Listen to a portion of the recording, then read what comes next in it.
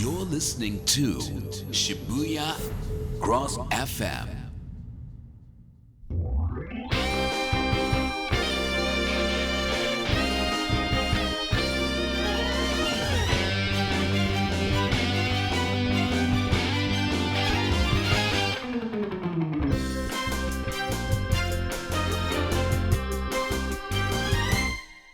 真っ赤な皆さんこんばんは。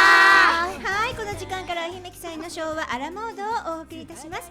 この番組は昭和レトロの流行ワードエモいをピックアップ、昭和の懐かしいアイドルソングの生歌コーナーやロングセラークイズ、懐かしい CM などなど楽しさいっぱいなスペシャルなアラモードの世界をお届けいたします。さあ、ということで本日私姫記載でアラモードがある生は姫さゆこと姫記載です。どうぞよろしくお願いします。はい、さよりはい、そしてアラモードガールナンバー2ひかるちゃんこと滝川ひかるです。本日しゃがれ声で申し訳ありません。ひかるちゃん、ヒカルハスキーです。ハスキーヒカルはい、アラモードガール千鶴姫こと森本千鶴です。よろしくお願いします。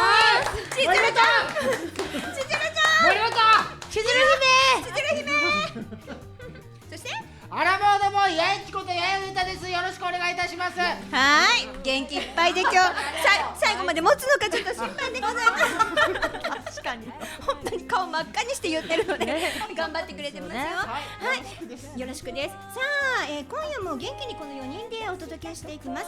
今夜も皆様からのメッセージを大募集中。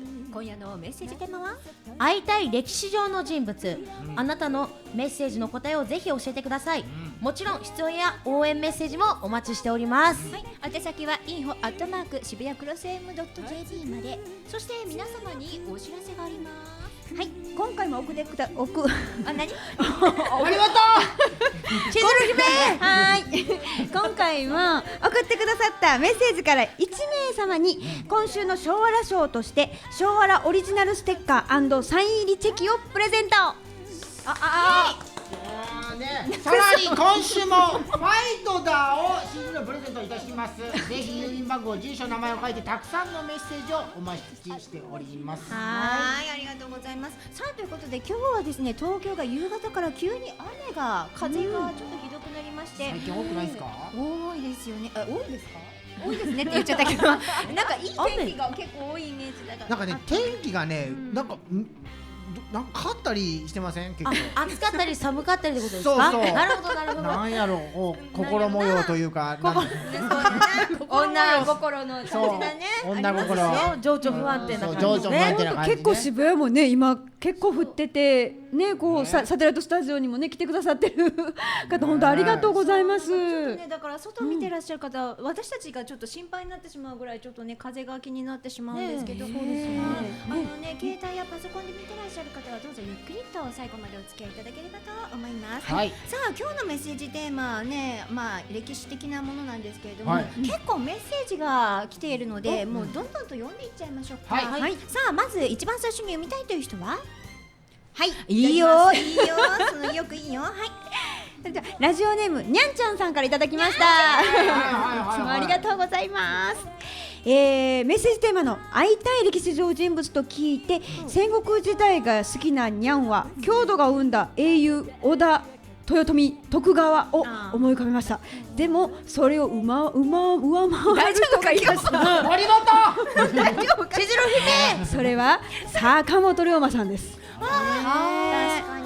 破天荒でめっちゃ魅力的な龍馬さんとお話ししてみたいなと言って、それとお母さんにもう一度会いたいなというふうにね、にゃんちゃんさん書いていただいてるんですけど、私もその気持ちすごくわかる。さゆりもそうですよね。なんか歴史上人物じゃないですか、私たちね、それぞれ子供にとってはねえ、いや本当。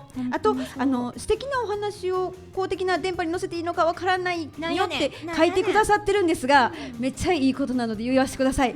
宝塚のかおるちゃんお誕生日おめでとうということでおめでとう。見ててくれてるといいね。見ててなかったらサ寂しいね。大丈夫ですよ。アーカイブもありますから。そうですよね。アーカイこのブありますよ2週間の間に、いや、はいこういうお誕生日メッセージを私たちこう届けられるっていうのも見ていると。おめでとうございます。おめでとうございます。ね、それこそね、嬉しい昭和ラメンバーでおめでとうございます言ってあげましょうか。ねかおるさんお誕生日おめでとうございます。せーの、かおるさんお誕生日おめでとうござい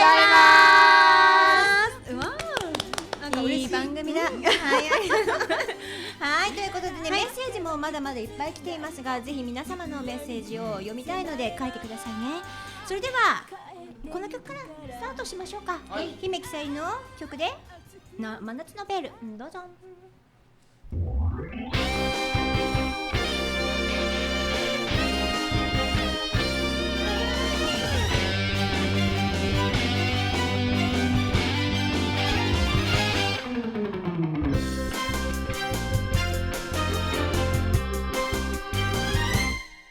真っ赤な太陽、情熱の花、汗ばむ素肌にまとわりつく指先、胸の奥の薄きあなたには隠せない、窓の外には照りつける日差しが、部屋の中には昼下がりの秘密が、熱く甘く芳しく溶けてゆくショコラの花をほんのり見た花、後味残して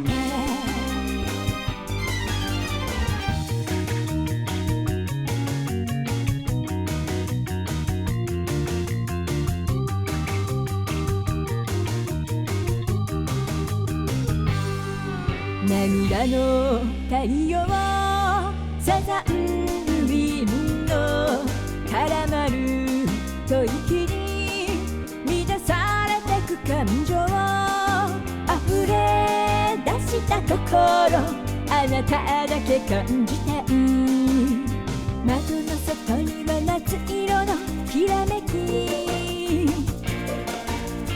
部屋の中には昼下がりのときめき、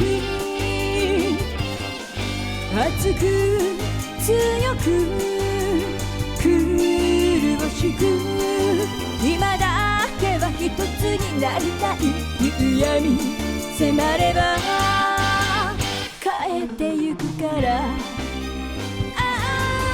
熱く甘く芳しく溶けてゆくショコラの粉をほんのり見た花、後味残して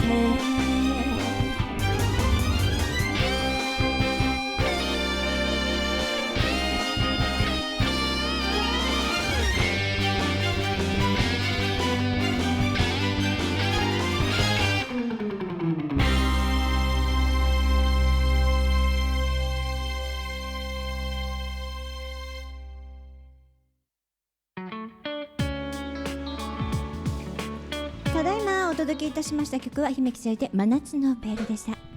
さあ続いてはここからは懐かしい昭和ヒット曲コーナー。今回はしっとりとした曲をお届けします。まずはこの曲から。1977年3月25日、高田水江デビューシングルがリリース。好きだから遠い彼の存在が悲しい。果たしてガラスの坂は登っていけるのか。それでは高田水江ガラス坂、どうぞ。ガラス坂、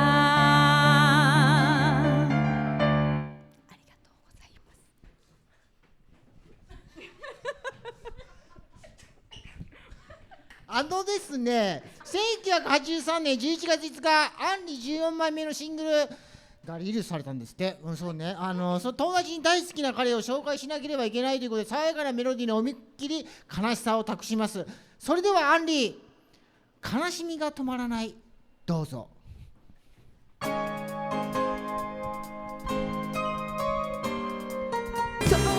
らない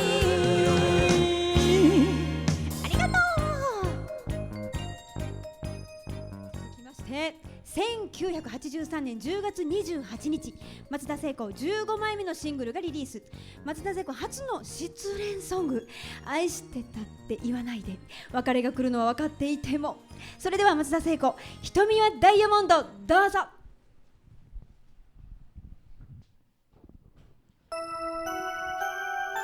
愛してたって瞳はダイヤモンド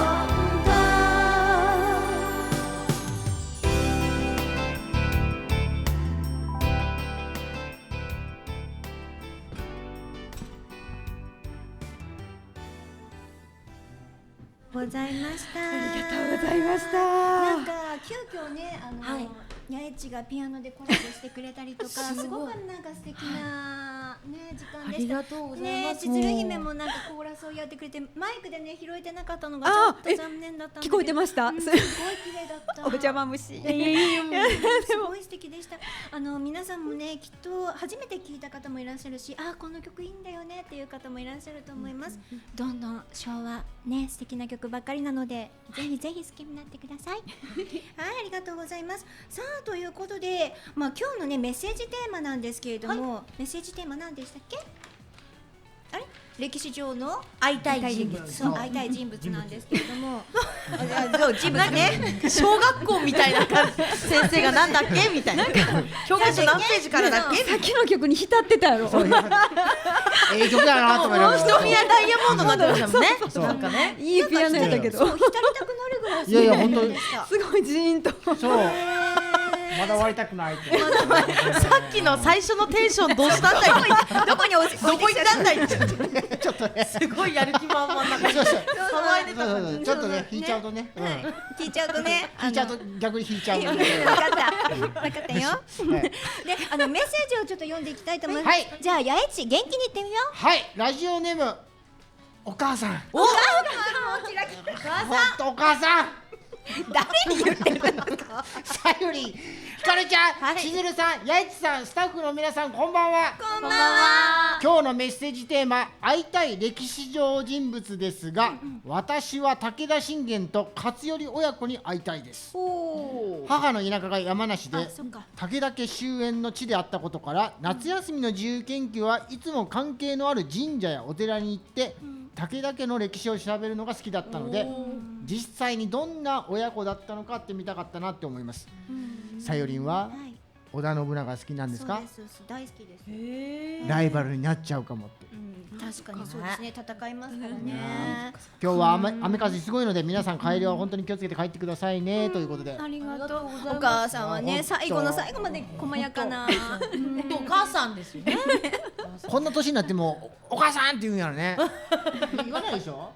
そうなかなか言わないから、いつもねメッセージくださって、お母さんって時に一緒に思いをそうそうそうそう。乗せちゃう。電波に向けて。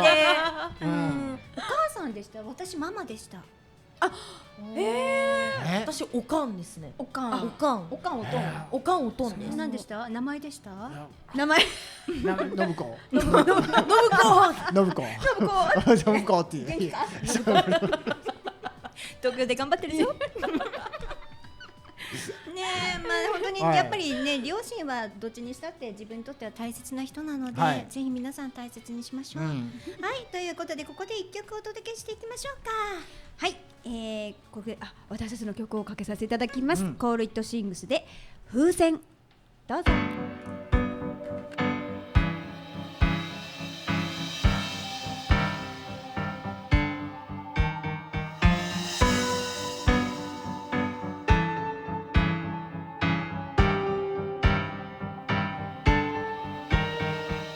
飛べない羽をちぎって捨てればいい。なのにどうして君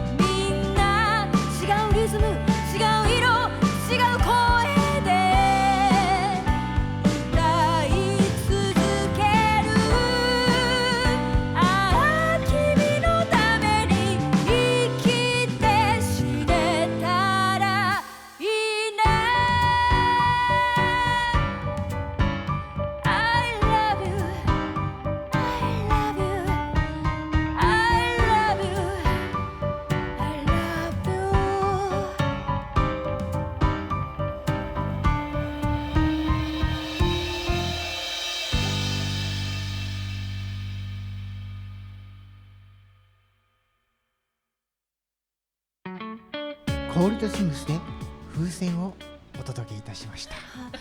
ちょうどね今この曲についてお話ししてたんですけど、これ舞台で今そうなんです。はいナポスユナイテッドっていうね舞台方たちがやってくださってて、湯を沸かすほどの熱い愛という舞台が東京公演が先日26日に終わりまして、次大阪公演が6月の1日2日とありまして、どんな内容なんですか？ 2016年に宮沢りえさん主演で一回映画化されたものが今回舞台化になってるんですけど、余命を宣告されたお母さんと娘さんのこうお話でもそれだけじゃなくてどんどんなんかね無償の愛っていうのがもうで、私も悲しいかなと思って見に行かせてもらったんですけど、むちゃくちゃ生きるパワーをもらって、そうなんだ。そうなんですよ。帰ってきた、パッとあらすじを聞くとちょっとすごい泣いて悲しくなるのかなって、苦しいかなって思いそうなんですけど、でもねなんかね本当生きるパワーもう本当それ以上言っちゃうとみたいな感じなんですけど、なのでもしよかったらぜひ見に行ったんですよ。スタッフ入れてもう笑そうと思ってた。そうそうもう終わったからこれからやん。もういいかな、もうコーナー的にももういいからって言われた。もういいからって千鶴姫には言ってた。はい、行きます。さあ続いては懐かしいプリンアラモードのコーナー。はい始まったね。はいこのコーナーでは昭和の時代だったからこそ夢いっぱいあふれるお菓子や当時流行したヒット商品などを一緒に振り返りあらっとときめいてもらいたいというコーナーでございます。今夜のピックアップ商品は、こちらみんな大好きだと思う、100年以上世界中で大人気のクッキーの王様と言われているナビスコオレオ。さあこの当時の CM 一緒に見ていきましょう。それではどうぞ。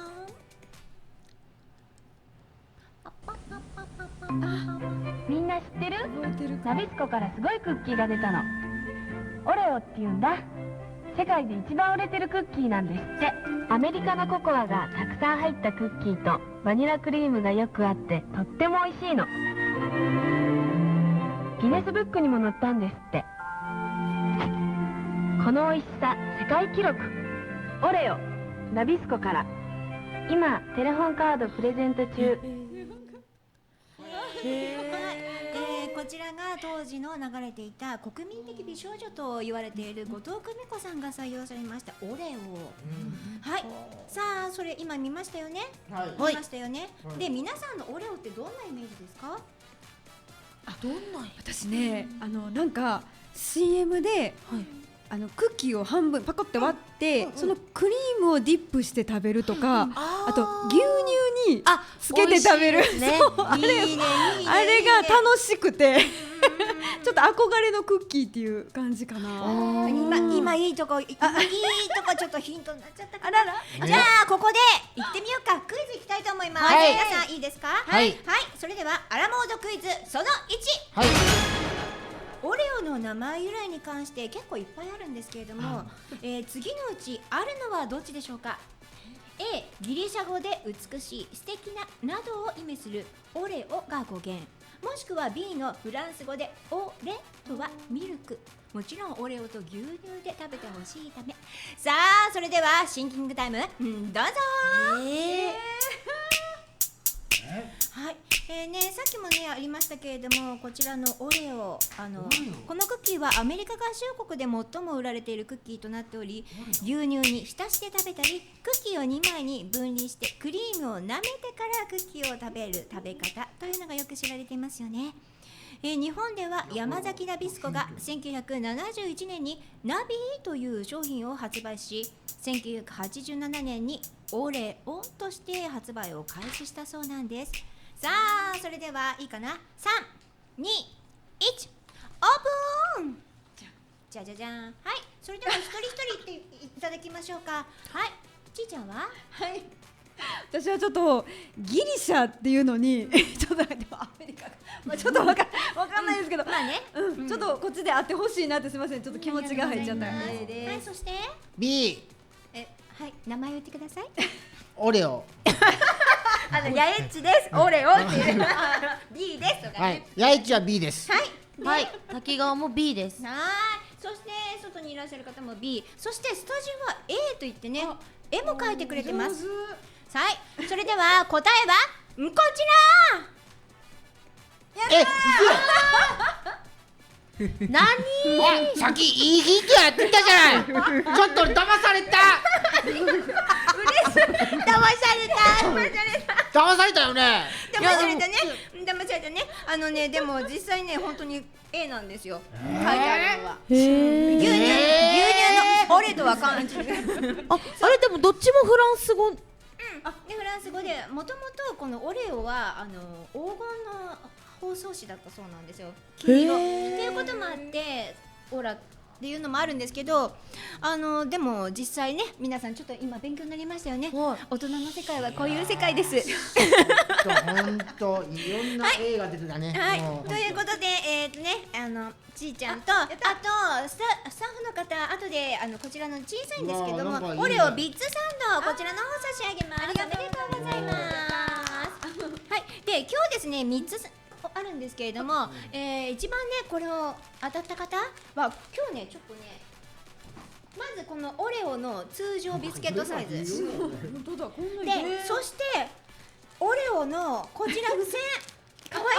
可愛い。そう、そしてもう一個お客様もう一個つけておりますよ。オレオのステッカー。可愛い。これの3点セットを一番当てた方にプレゼントをさせていただきます。頑張ろう。めっちゃ嬉しいでしょ。はい、頑張って。さあ、それではいきますよ。はい。はい、ありがとうございます。さあ、それでは2問目いってみたいと思います。アラモードクイズその2。オレオの外側にあるギザギザ模様。さあ、これは何個あるでしょうか。A40 個、B72 個、C90 個。それではシンキングタイムスタート。みんな結構ね見逃しがちですけど、結構ですよ。40個、72個、90個。シンキングタイムスタート。頑張れ。もう絵で見るしかないよ。絵を見て、だいたい感覚的に。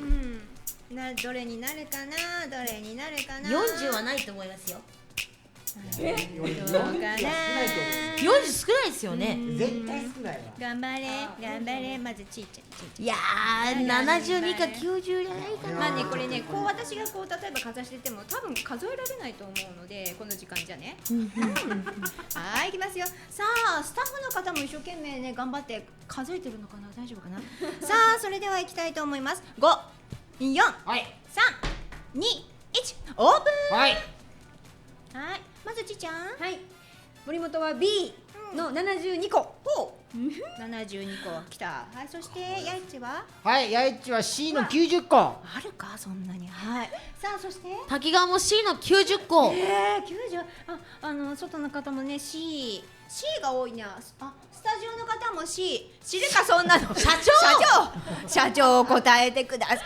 3つどれか選ぶだけなんだから。私だけが B。はい。さあだね。さあ、それでは答えはこちら。バババン。やったー。ほらみ。すごいね当たり前ですよ。本当に。やったー。当たり前いいよ。はい。これはねデザインしたのがウィリアム・テニアという男性の方なんですけれども、この人のお墓にはこのオレオのマークが書いてあるそうです。知るかその何？知るかその。知るかの C と C をかけるんじゃ。違うよ。違うよ。社長。いいですよ。で、ギザギザが90個なんですが、中にあるお花は12個描かれているそうです。12個。意味は何もないそうです。ないんだ。ないです。はい、以上。ないんかい。もうなんか無理やりでも考えたいね。なんかありますよね。1月から12月みたいな。はい、行きます。次、最後ラストです。こちらはじゃあオレオ2個いっちゃおうかな。オレオ2個プレゼントします。ありがとうございます。はい。皆さんホワイトボードの用意を。はい。アラモードクイズその3。現在のオレオの模様をぜひ書いてください。シンキングタイムスタート。隠さなきゃ。オレオのロゴってことですか？そうです。オレオがこの表面上のクッキーの模様。そう、クッキーの模様。さあ、みんな、ちょっとでもさっきから見てるでしょ俺を。コールドスイングス絵が下手なんですよ。ほっとけよ。まずは丸を描いて、まずは丸とギザギ丸ザはが描けないぐらい下手なんですけど。ギザギザ90個描けばもう時間だから頑張って。さあ頑張ってくださいね皆さん。さあ皆さんもぜひね考えて書いてみてはいかがでしょうか。大好きなオレオ、何気にね食べてて模様をねすごくあんまり見たことがないという方もいらっしゃると思うんですが、皆さん大変だと思うので1ヒントを差し上げたいと思います。中央部分にオレオって書いてあります。それだけはちょっと伝えておきましょうね。さあスペル間違ってもいいから頑張ってひらがなでもいいよ。そうですか。はい、行ってみたいと思います。頑張って。3、2、1、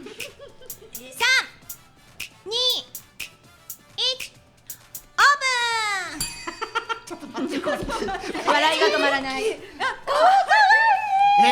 何それ。かわいい。さあ皆さん、何の模様が書いてあるの？お花書いてあるよね。でもね。お花。俺最悪や。なんだそれは。怖い。ちょっと見てこれ。充血した目みたくなってる。充血した目って血走ってる感じで血走ってる。そう一応ギザギザ90あるのかなね。あとスタッフの方も書いてくれました。オレオって書いてありますね。すごい社長それニコちゃんマークですからちょっと違うと思いますよ。オレオをせめて書いてくださいね。人が燃えてるみたいな風になって社長。さあそれでは答えはこちら。バババンこれです。うわそうなんですよ。こういうのだったなみたいな。そう真ん中にオレオがありまして、なんか靴の裏みたいなね。なんか確かに靴の裏みたいな。ローファーの裏。ちょっとゴムっぽい。そうね。オレオを囲んだ円とあと福十字のデザインは中世ヨーロッパに修道士たちの手書きのね原稿ので書かれているもので、今の自分が作った最善のものであることを示す印だったとも言われているんですね。歴史ありますね。はいということでまあね全然違うよ。江崎社長と八重違いは一応全員正解にしておきましょうかね。やったーイエーイ。ということでどちらかですねプレゼントになるのね。ちょうど3個。そっかちょうど3個ね後でねじゃあ後でこれ分けようね。八重でも1個当たったから。ありがとう。はい。ありがとう。さあ続いてのコーナー行ってみたいと思います。このコーナーではやっとテレビが日常生活に溶け込み音楽と商品化が一体化、忘れられないインパクトを残した CM をピックアップしてきました。今日も懐かし CM コーナー、まずは懐かし CM 映像みんなでいくよ。スタートせーのスタート。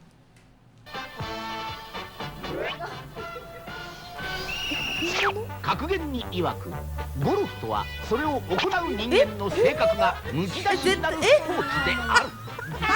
まったくですね。まさに野生の証明。さあここで問題です。この CM は1980年に放送されたものです。一匹のチンパンジーちゃんが楽しそうにゴルフを楽しんでいますが、さあこの CM は一体何の CM でしょうか。シンキングタイムスタート。絶対わからん。そう絶対難しいと思うこれ。はいシンキングタイムスタート。頑張ってみよう。ゴルフを楽しんでるから。あれゴルフを頑張ってなんで CM かってことだね。折ってましたよ。でもゴルフの楽しんでるの。折ってるのゴルフを楽しんでる。さあ皆さんホワイトボードにお書きください。ちょっと難しいかもしれないので私からヒントを申し上げます。体に入れるものなんですね。入れる？そして美味しいものです。江崎社長スケベというのは全く関係ございません。何の関係もございません。はい、皆さんもぜひ考えてくださいね。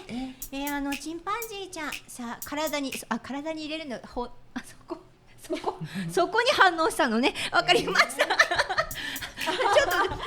とまあねこの時間だからっていうのもあるかもしれませんけれどもね。はいありがとうございます。さあ皆さん考えてみてくださいね。さあは行きますよ。5、4、3、2、1、オープン。さあ、ちーちゃんは、森本はスニッカーズ、お腹が空いたらスニッカーズ。わかった。はい、そしてやはりやはりサルモン、はい、あれ人間への復讐。何ですかそれ。人間がゴルフできないようにするためにだから折ってたんだってね。途中で釣りの人にねぶつかるかもしれないですか。ちっちゃい復讐ですよ。ね、地味な嫌がらせ。ね、可愛いね。さあ、そしてひかりちゃんは栄養ドリンク。ある。スタッフの方もエナジードリンク。なんで？さあ、なんでって元気が出る。元気が出る。そしてバナナ。はい。さあ、それでは答えはこちら。映像どうぞ。いや、どう考えても人間の復讐やん、こんな。格言に曰く、ゴルフとは折るのやばい。人間の性格がむき出しになるスポーツである。まったくですね。やばい。野生の証明。そしてすでに証明済みなのがこれです。バヤリー。うわー、そういうこさあ、答えは誰も当たってなかったけれども、ジュース、オレンジジュースのバヤリースの CM だったんです。そうなんだ。私これ人間の調べてきまし復讐やん。調べてきました。このチンパンジーくん、名前がございました。はい。はい。バヤボー。でもフルネームがございます。はい。これね、バヤリース坊やオレンジ。それ訳してバヤボー。へだからこれえ。ね、書いてくれましたけれども、オリバー君っていうねチンパンジーちゃんもいたんですけど、その子じゃないみたいです。あくまでもバヤボーです。バヤバヤボー君です。バヤボー。めっちゃ暴れるじゃんバヤボー。某復讐。ボー違いますよ、違います。残念だな。全部復讐に持っていきたがるっていう。さあ、ということで、それではひかるちゃん、曲の方をお願いします。はい、姫木さゆりさんでアモレ、どうぞ。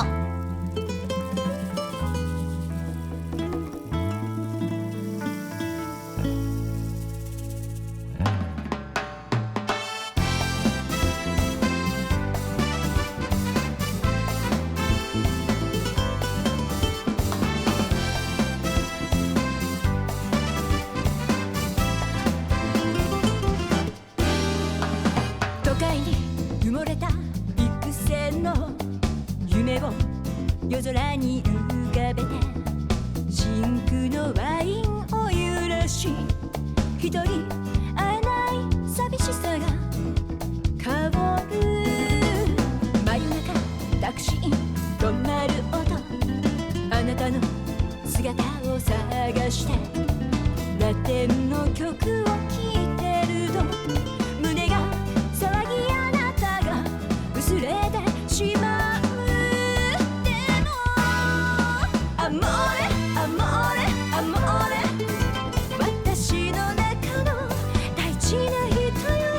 アモーレアモーレアモーレ、いつも私を強く抱きしめて。アモーレアモーレアモーレ、1秒ごとに深まる愛はもうあなたしかない。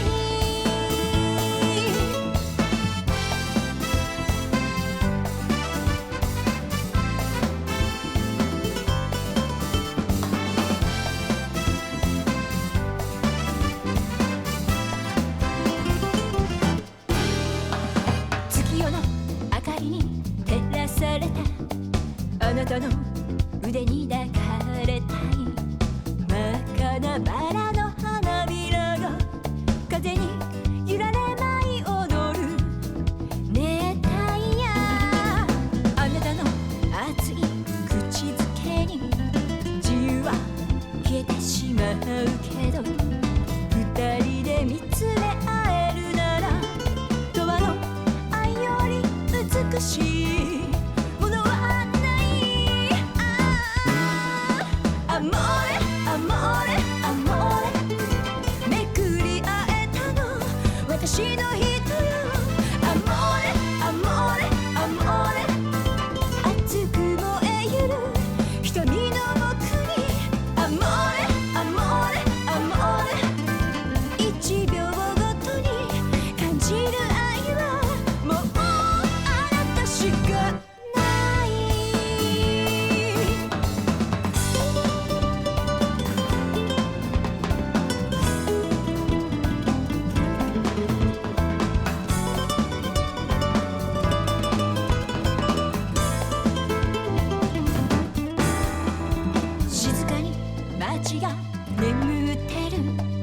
あの頃の曲がよみがえる今でも鮮やかに残る指先に絡みつくあなたの匂い未来の砂が落ちてゆく時に耐え私は待っている愛しいあなたのもとへいつでも飛んで行きたいけれどもアモーレアモーレアモーレ私の中の大事なただいまお届けいたしました曲は姫木さんでアモーレでした。さあということで今日もメッセージがいっぱい届いております、はいなんか素敵なメッセージもいっぱい届いてるので、ひかるちゃんお願いします。はい、ラジオネーム大阪のひろゆきさんからです、僕が会いたい歴史上の人物はことわざを作った人。そう誰々作ってないんやけどその人が経験をしてきたものか周りで見ていた人がことわざとして伝え誰しもが参考になっている素晴らしい教え。作者誰々ってなっていないってことはめっちゃ謙虚な人なのか。確かに名前が出てないですでもよね。昔の方って名前なかった人もいますもんね。そっか。名前がないんですか？名前がもともとそもそもが、名前つけられなかったりとかね、あーちょっと下のくらいの方とか、なんて呼ばれるんでしょうね。おいとかって多いとかじゃないですか。てめえとかてめえとか貴様貴様とかこの野郎とかおい出てくんね出てくんね。いいお話したかったんです。でこちらの方行ってみたいと思います。あけみさんからですよ。演劇の劇中歌おめでとうございます。ありがとう本当ございますにいい歌だねということでね番組見てくださってるねおかげですね。ありがとうございます。素敵な曲ありがとう。はい、ラジオネーム中地さんから来ております。さゆりん、ひかるちゃん、ちずるちゃん、やいちこんばんは。こんばんは。関西はやっと豪雨が去り穏やかな天気になりつつあります。さて歴史上会ってみたいのは弘法大師空海です。仏教宗派関係なく今なお人を引きつける彼の魅力は書籍伝説でなんとなく知っているつもりですがミステリアスな彼に直接会って話を聞きたいです。ですよね。弘法大師様ってもともとあれですよね。だるまのあ、そうなんですか。だるまの見本になった方ですよね。そうなんや。空海って言うけどなんか空海ってオレオかい。そうオレオ空海ってオレオ空海違うね違うね。違うよ。さあこちら行ってみたいと思います。はい、こちらね米吉さんからなんですけれども結構意外な話が来ました。今日のテーマ会いたい歴史上の人物なんですけれども、偉人ではないですが3億円事件の犯人に会いたいですということなんですね。なんでかっていうと事件の真相も知りたいですが有田教営奇抜で巧妙で誰も傷つけず計算高い犯罪をしたっていうことで誰も傷つけない犯罪っていうのはまあね良いことではないけれども、でも知的な行動力はすごいなっていうことを書いてありました。ね、まあいろんな本当に皆さんね考えがあるのであれなんですけれども、ぜひ皆さんもねいろんな偉人がいますので歴史上の人物だったりね。ちなみに一人一人ちょっと言ってもらいたいんですけど、歴史上大好きな会いたい方は誰ですか？私ねそんなに詳しくないんですけど今江崎博之先生。社長生きる伝説だから生きる伝説だから生きる伝説だからいろんなとこ旅しながら歌を書かはった松尾芭蕉松尾芭蕉さんに今の自分はなんかこう景色見ながらとか旅しながら書くってどんな音も連れてね。音も連れてね。音もだったのやえちごめん。首はつけられてますよ。引っ張られてるんですわ。そう。喋らせてくれない。私はアインシュタイン相対性理論をちょっと語りたいなと思ってて、僕なりに見つけた相対性理論があるんですよ。長くなりそう？ちょっと長くなるね。鈴木はまた後で X の投稿にそうね。しっかりそうね。はい、私は聖徳太子ですね。本当に何人もの人の喋り声を聞き取れるのか。いや俺一言前は何ですか？それもね詳しくX の投稿で言いたいことあんねんけどな。さゆりんは私は家康さんですかね。家康さんもそうですけれども織田信長さんがやっぱり好きです。あいつなんかこうきつい男が好きなんですか？いやきついっていうか世の中のためにいろんなことを考えた人が好き。な。ありがとうありがとうな。さあということでですね、はい、もう時間なんですけども、はいそれではですね、今週の昭和ラジオ発表、番組覚えてめちゃくちゃ悩んだんですけど、ハッピーの気分にもさせてもらいました。ラジオネームにゃんちゃんさんに決めたいと思います。ありがとうございます。にゃんちゃんおめでとう。はい、にゃんちゃんにはね、素敵なプレゼントの方をお渡しさせていただきます。ということでね、告知なんですけれども、もうね、多分一人一人10秒ぐらいしかない。どうぞ。6月12日に駒沢キャミティットというところでライブしますので、よかったらぜひいらしてください。お願いします。はい、6月9日日曜日、シンデレラフェスというね、インフルエンサーランウェイの、サードステージに出演させていただくことになりました。皆さん痩せているんですが、私だけ、ちょっとぽっちゃりしているというね、よかったらお時間の方ぜひ見に来てください。よろしくお願いします。人間への復讐や。いや違うわ誰がチンパンジーじゃんさあということで終わりになります。はい次回は2024年6月25日、はい22時1ヶ月後になりますよね。はいそれまで皆さんアーカイブとかで楽しんでください。さああっちに向かって合言葉いくよ。せーの、合言葉は昭和アラモード。バイバーイ。